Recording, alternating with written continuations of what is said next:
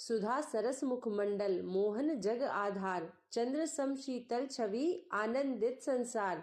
अर्थात श्री कृष्ण का मुख चंद्रमा के समान सौम्य और अमृतमय है। उनकी मोहक मुरली की ध्वनि संसार को आनंदित कर देती है। उनकी शीतल छवि और मधुर मुस्कान सभी के दुखों को हरने वाली है। श्री कृष्ण की छवि और उनकी मुरली की ध्वनि जगत के लिए शांति और सुख का स्रोत है। उनके दर्शन मात्र से भक्तजन मोक्ष और आनंद का अनुभव करते हैं। तो ऐसे हैं हमारे श्री कृष्ण। आज मैं आपको भगवान श्री कृष्ण की एक ऐसी अद्भुत कथा सुनाने जा रही हूँ जिसे सुनकर आप आनंदित हो जाएंगे। आप सभी से एक अनुरोध है कि आप इस कथा को पूरा अवश्य सुने। देखिए, यह तो हम सभी जानते हैं कि अगर भगवान को सच्चे मन से स्मरण किया जाए, सच्चे मन से निष्कपट भाव से भगवान की भक्ति की जाए तो भगवान किसी न किसी रूप में अपने भक्तों को दर्शन जरूर देते हैं। तो आज की यह कहानी दो सहेलियों की है, मंगला और सुमंगला की, जिन्हें भक्ति नहीं आती थी, परंतु फिर भी भगवान ने उन्हें दर्शन दिए। एक बार की बात है, वृंदावन में एक महाराज जी बड़ी ही सुंदर कथा सुना रहे थे। यमुना नदी के उस पार गांव से दो सखियां वृंदावन में रोज फल और सब्जियां बेचने के लिए आया करती थी। उन दोनों सहेलियों में से एक का नाम था मंगला और दूसरी का नाम था सुमंगला। मंगला और सुमंगला दोनों फल और सब्जी की टोकरियां अपने सिर पर रख कर आती और फिर वृंदावन की गलियों में बैठकर उन फल और सब्जियों को बेचा करती।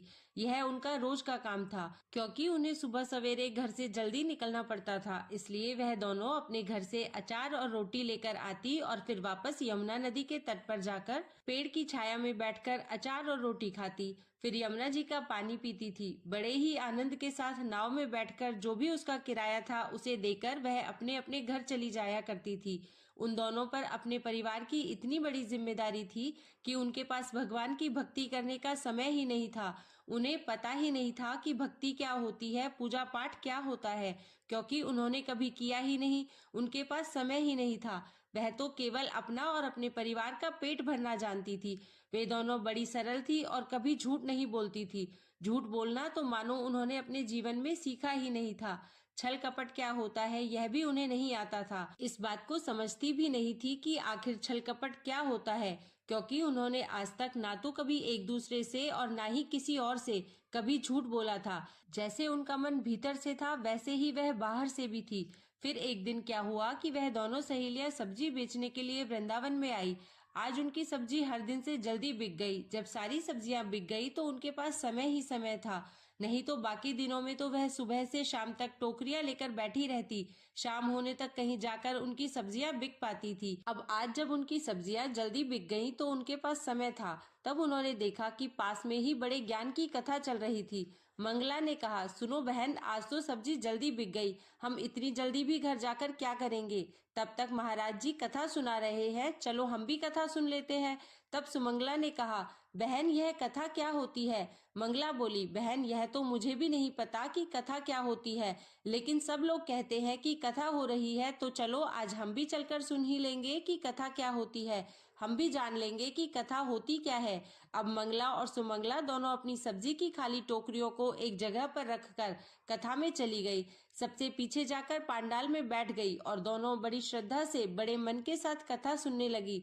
महाराज जी कथा सुना रहे थे, कह रहे थे कि जिसने कभी भगवान से प्रेम नहीं किया उनका जीवन तो बेकार है। महाराज जी कथा में कह रहे थे कि जिनका प्रेम भगवान कृष्ण के चरणों में नहीं हुआ उनका जीवन तो सर्वथा ही बेकार है। अरे अगर आपने भगवान को नहीं देखा तो फिर क्या देखा? भगवान को नहीं पाया तो फिर क्या पाया? महाराज जी बड़े प्यार से अपने भक्तों को, सभी श्रोताओं को भगवान की कथाएं सुना रहे थे।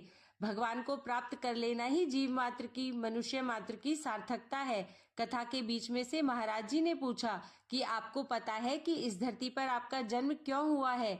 भगवान को पाने के लिए आप आए हो, भगवान को खोजने के लिए ही आपका जन्म इस धरती पर हुआ है। लेकिन यहाँ पर तो आप लोग केवल और केवल अपना पेट भरने में ही लगे रहते हो, बस पैसा इकट्ठा करने में लगे रहते हो। भूल जाते हो कि आपका इस धरती पर आने का उद्देश्य क्या था। जब महाराज जी ने इस तरह से कथा में समझाया तो मंगला और सुमंगला दोनों सहेलियां कथा से बड़ी प्रभावित हुई। मंगला ने कहा, बहन देखो महाराज जी ने क्या कहा। महाराज जी ने कहा है कि भगवान श्री कृष्ण के चरणों में प्रेम नहीं हुआ तो जीवन बेकार है। तब सुमंगला ने कहा कि बहन तो क्या फिर हमारा जीवन बेकार हो जाएगा, क्या हमारी जिंदगी बेकार चली जाएगी।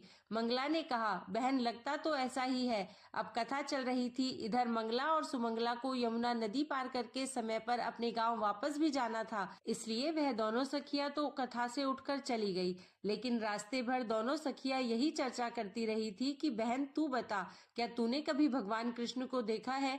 मंगला भी अपनी सखी सुमंगला की तरह बड़ी भोली भाली थी, कहने लगी, बहन मैं तो हमेशा तेरे साथ ही रहती हूँ, भला मैंने भगवान को कहाँ देखा। तब सुमंगला बोली कि चलो फिर तो हमें भगवान को देखना चाहिए।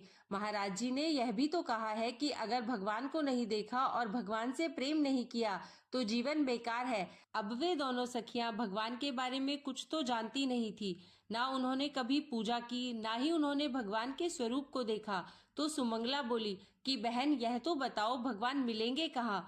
मंगला कहने लगी, मुझे लगता है कि भगवान साधु संतों के पास जरूर होंगे, तब तो वह साधु संतों के पास ही मिलेंगे। चलो उन्हीं के पास चलते हैं, उन्हीं को ढूंढते हैं। फिर दोनों सहेलियां बातें करती करती यमुना नदी के तट पर पहुंच गई और वहीं किनारे पर एक पेड़ की ठंडी ठंडी छांव में बैठकर उन्होंने साथ लाया अचार और रोटी खाया। खाते वक्त वे दोनों आपस में बस यही चर्चा कर रही थी कि हम तो तुच्छ प्राणी हैं, हम तो बड़े अभागे हैं, हमने तो आज तक भक्ति नहीं की, हमें तो आज तक भगवान के दर्शन ही नहीं हुए, हमें भगवान कहाँ मिलेंगे। उन्होंने कहा, साधुओं को भगवान जरूर मिलते होंगे। तभी यमुना नदी के किनारे पर एक महात्मा जी आ रहे थे। महात्मा जी पहुंचे तो उन्होंने अपना कमंडल और अपना झोला यमुना जी के तट पर रख दिया और एक दूसरे पेड़ की ठंडी ठंडी छांव में लेटकर आराम करने लगे। इसी बीच में उन्हें गहरी नींद आ गई। जब सुमंगला और मंगला ने उन्हें सोता हुआ देखा तो आपस में कहने लगी, सुनो बहन, यह महाराज जी है और इनका सामान भी यहाँ पर रखा हुआ है, फिर तो भगवान भी यहीं पर होंगे। महाराज जी ने तो अपने शरीर पर केवल एक धोती पहन रखी थी, उसके अलावा उनके शरीर पर कोई कपड़ा तो था नहीं, इसलिए भगवान को उन्होंने कहीं छुपाया तो नहीं था, जरूर उनके सामान में ही होंगे। यह सोचकर मंगला बोली, बहन चलो जल्दी से। फिर उन्होंने अपनी रोटी और अचार को अधूरा ही छोड़ दिया और दोनों दौड़कर गई और महाराज जी का जो सामान रखा हुआ था उसमें से कमंडल खोला तो देखा उसमें कुछ नहीं था। फिर उन्होंने वह झोला निकाला तो उसमें उनका पूजा पाठ का कुछ सामान रखा हुआ था। वह कहने लगी कि अरे बहन, इस झोले में तो भगवान नहीं है, देखो ध्यान से, भगवान तो महाराज जी के पास होते ही है, भगवान तो साधुओं के पास होते हैं, जरूर इनके पास भगवान होंगे, तुम्हें दिख नहीं रहे। अब वह दोनों सखियां इतनी भोली भाली, इतनी मासूम थी कि उन्हें यह भी नहीं पता था कि भगवान कहाँ है। उन्हें तो बस यह पता था कि भगवान साधुओं के पास होते हैं, क्योंकि साधु ही भगवान की सच्ची भक्ति करते हैं और उन्हें कुछ कमाने की तो चिंता होती नहीं, जो मिल जाता है उसी को प्रेम से ग्रहण कर लेते हैं।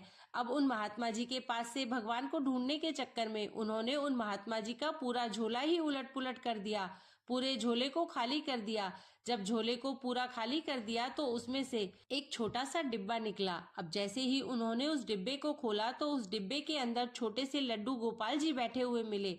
लड्डू गोपाल जी को देखकर सुमंगला बड़ी खुश हुई। खुशी से चहकते हुए उसने मंगला से कहा, बहन देखो मिल गए भगवान, देखो जल्दी, यह रहे। मंगला तो रोने लगी। यह देखकर सुमंगला बोली, अरे बहन रो क्यों रही हो, हमें भगवान के दर्शन हो गए और यही भगवान है। मंगला बोली, हे भगवान, आपको इतने छोटे से डिब्बे में महाराज जी ने बंद करके रखा है, हमें तो ऐसा लगता है कि यह महाराज जी भगवान को जरूर डराते धमकाते होंगे, और देखो तो सही, भगवान का पाँव भी टेढ़ा हो गया है।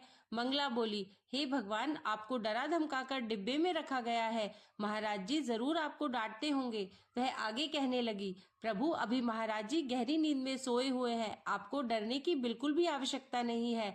आप एक काम करो कि थोड़ी देर तक, जब तक हम दोनों सहेलियां यहाँ पर हैं, आप अपना पाँव सीधा कर लो, आपको डरने की बिल्कुल भी जरूरत नहीं है, आपको कोई भी नहीं डांटेगा। आपने महाराज जी के डर के कारण अपना पाँव टेढ़ा करके रखा है ना, और इतने छोटे से डिब्बे में आप बैठे हुए हो। अगर आप मेरे साथ मेरे घर चलोगे तो मैं आपको अपनी टोकरी में बिठाऊंगी। मंगला ने देखा कि उसकी बातों का कोई भी असर भगवान पर नहीं हो रहा है। उन्होंने अब भी अपना पाँव टेढ़ा ही करके रखा हुआ है, तो वह कहने लगी, लगता है भगवान ज्यादा ही डरे हुए हैं।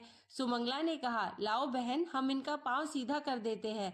फिर वो लड्डू गोपाल जी से बोली, प्रभु चलिए हम आपका पाँव सीधा कर देते हैं, आप तो खुद पाँव सीधा कर ही नहीं रहे। ऐसा कहते ही सुमंगला ने भगवान को पकड़ा और उनका पाँव पकड़कर खींचने लगी। सुमंगला ने जब लड्डू गोपाल जी का पाँव पकड़कर खींचा और उनके पैर को सीधा किया, फिर कहा कि भगवान जी अब आपको डरने की बिल्कुल भी जरूरत नहीं है, महाराज जी तो सो रहे हैं, तब तक आप अपना पाँव सीधा कर लो। पता नहीं आपने कब से अपना पाँव मोड़ कर रखा है, अगर आप पाँव सीधा कर लोगे तो आपको भी अच्छा लगेगा। जब सुमंगला ने उनका पाँव सीधा किया तो भगवान उसकी सहजता और उसकी सरलता पर रीझ गए। ना जाने कौन से गुण पर दयानिधि रीझ जाते हैं। भगवान उस मंगला और सुमंगला की सरलता और मासूमियत पर रीझ गए। वे उनकी सरल भक्ति से बड़े प्रसन्न हो गए। जब भगवान रीझे तो सुमंगला ने पाँव पकड़कर खींच लिया। अब लड्डू गोपाल जी ने अपना पाँव सीधा कर लिया। अब एक पाँव तो सीधा हो गया, लेकिन दूसरा पाँव अब भी मुड़ा हुआ था। तो दूसरी सहेली ने उनका दूसरा मुड़ा हुआ पाँव भी खींचा तो वह भी सीधा हो गया। अब तो भगवान छोटे से बड़े हो गए। जो पाँव अभी तक टेढ़े थे वह पाँव भी सीधे हो गए। मंगला और सुमंगला ने ठाकुर जी को खड़ा कर दिया और उनके पास जो अचार और रोटी बची हुई थी खाने के बाद उन्होंने भगवान से कहा, प्रभु हमें लगता है कि आप भूखे होंगे, आप खाना खा लीजिए। तो भगवान उनके प्रेम में रीझ कर उनकी बची हुई बासी रोटी और अचार भी खाने लगे। लड्डू गोपाल जी का मुंह खुला और दोनों सखियां भगवान जी को बारी बारी से खिलाने लगी। भगवान उनकी तरफ देखकर मंद मंद मुस्कुराते भी जाते थे और खाना भी खाते जाते थे। मंगला और सुमंगला बड़े प्रेम से उन्हें खिला रही थी। तब तक महाराज जी की नींद खुल गई। उन्होंने देखा कि दो कन्याएं हमारे झोले के पास खड़ी हुई है। तो महाराज जी उठे और बोले कि अरे कौन हो, चोर हो क्या, तुम मेरे पास क्या चुराने आई हो। उन दोनों सहेलियों को अपने पास खड़ा देखकर महाराज जी तो जोर जोर से चिल्लाने लगे, चोर चोर, पकड़ो पकड़ो। अब मंगला और सुमंगला बोली, बहन भागो यहाँ से। फिर दोनों सखियां भगवान से बोली, भगवान जी ठीक है हम जा रहे हैं, आपसे बाद में मिलेंगे, आपके दर्शन हमें दोबारा पता नहीं कब होंगे। ऐसा कहकर वे दोनों सहेलियां लड्डू गोपाल जी को वहीं छोड़कर अपनी अपनी टोकरियां उठाकर तुरंत भाग गई। अब तो महाराज जी बड़े गुस्से में आ गए। उन्होंने देखा कि उनके थैले का सामान तो सारा नीचे पड़ा हुआ था और उनका थैला दूर पड़ा हुआ था। उन्होंने अपने थैले को उठाया और महाराज जी ने सारा सामान वापस रखा। लड्डू गोपाल जी का डिब्बा देखा तो डिब्बा खुला हुआ था। लड्डू गोपाल जी उसमें से नदारद थे। उन्होंने देखा डिब्बा तो खुला पड़ा है लेकिन भगवान नजर नहीं आ रहे। उन्होंने यहाँ वहाँ अपनी नजरें दौड़ाई तो देखा, अब जैसे ही महाराज जी ने भगवान जी को डिब्बे में रखा तो भगवान डिब्बे में आए ही नहीं। अब डिब्बे से पांव बाहर निकले हुए थे। अब तो लड्डू गोपाल जी उस डिब्बे में आ ही नहीं रहे थे जिस डिब्बे में वह हमेशा रहते थे। फिर तब महाराज जी ने ध्यान से देखा कि लड्डू गोपाल जी के तो दोनों पांव सीधे थे, उससे पहले उनके पांव मुड़े हुए रहते थे। यह देखकर महाराज जी लड्डू गोपाल जी के चरणों में गिर पड़े और कहने लगे, प्रभु यह आपकी क्या लीला है। तभी मंगला ने दूर से आवाज लगाई, महाराज जी भगवान को इतना डराना मत, आपने इन्हें डराकर जो रखा था ये टेढ़ा पांव करके बैठे हुए थे और हम दोनों सहेलियों ने इनके पांव को सीधा कर दिया है। अब उनके पांव टेढ़े मत करवाना, नहीं तो उन्हें कष्ट होगा। मंगला दूर से ऐसा कहकर चली गई और वह साधु महाराज तो मंगला और सुमंगला को जाता देखते रह गए। जब उन्हें कुछ स्मरण हुआ तो वह दूर से ही चिल्लाकर कहने लगे, रुक जाओ बेटियों रुक जाओ, मुझे अपने चरणों की धूल तो ले लेने दो। लेकिन मंगला और सुमंगला नहीं रुकी। वे दोनों सखियां चली गई क्योंकि उन्हें ऐसा लग रहा था कि कहीं महाराज जी हमें पकड़कर हमारी मार ही ना लगा दे। तब महाराज जी बोले, हे नाथ मेरी तो सारी जिंदगी निकल गई, मेरी तो सारी उम्र निकल गई आपकी सेवा करते करते, लेकिन कभी आपका पाँव मैं तो सीधा ही नहीं कर पाया, मैं तो कभी आपको भोग ही नहीं लगा पाया। और यह दोनों गांव की छोटी सी लड़कियां, इन्होंने तो आपको अचार और रोटी का भोग तक लगा दिया और उनके कहने से आपने भोग भी ग्रहण कर लिया, उनके कहने से आपने पाँव भी सीधे कर लिए। तब महाराज जी भगवान के चरणों में गिरकर प्रणाम करते हुए कहने लगे, हे नाथ मैं तो अभागा हूँ, मैंने सिर्फ आपको अपनी झोली में रखकर केवल वजन ढोया है। जैसा प्रेम उन दोनों कन्याओं ने कर लिया आपसे उतनी सरलता और सहजता तो मेरे भीतर कभी आई ही नहीं। शायद इसी कारण आपने मुझे कभी दर्शन दिए ही नहीं। तो यह थी मंगला और सुमंगला के निष्कपट प्रेम की कहानी। आपको यह कहानी कैसी लगी आप हमें कमेंट बॉक्स में जरूर बताइएगा।